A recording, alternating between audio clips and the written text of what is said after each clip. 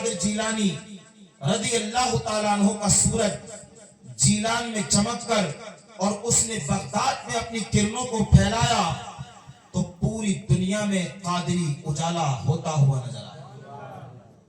ایک ان کے زمانے میں ایسے بزرگ ہیں جن کا نام علامہ جوزی رحمت اللہ تعالی علیہ ہے۔ یہ اپنے وقت کے مفسر قرآن اور محدث بغداد کے نام سے مشہور ہوئے۔ اپنے زمانے کے بہت بڑے عالم تھے، مگر شہرت نہ تھی، عزت نہ تھی۔ کیوں؟ صرف اس لیے کہ اپنے سینے میں شیخ عبد القادر جیلانی سے کچھ نفرت رکھا کرتے تھے، ان سے محبت نہ کرتے تھے۔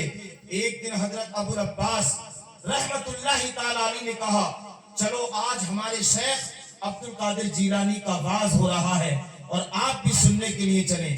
کہتے ہیں کہ بمشکل قدموں سے چل کر میں گیا، آپ بھی شیخ عبد القادر جیلانی رضی اللہ تعالی عنہ کا یہاں ذکر سننے کے لیے آئے ہیں۔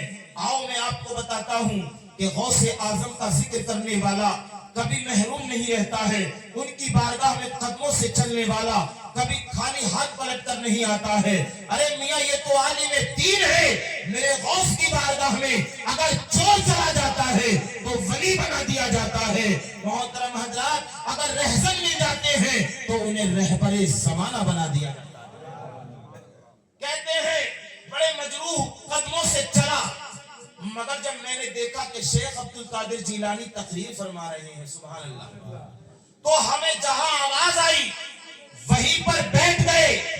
ایک قاری نے ابتدائیہ میں آیت قرآن پڑھی، شیخ عبد القادر جیلانی نے اس کا ترجمہ فرمایا، اور جب ترجمہ کر دیا تو اس کی تفسیر میں شیخ عبد القادر جیلانی نے 11 نکات بیان فرمائے۔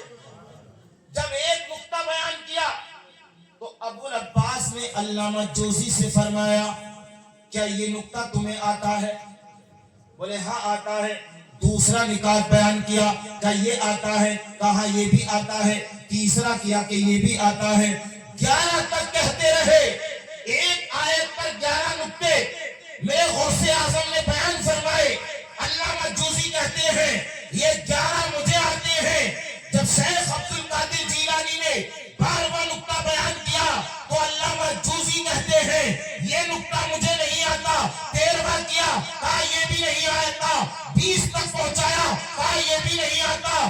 ایک آیت میں شیخ عبد القادر جیلانی نے 40 نکات بیان فرمائے۔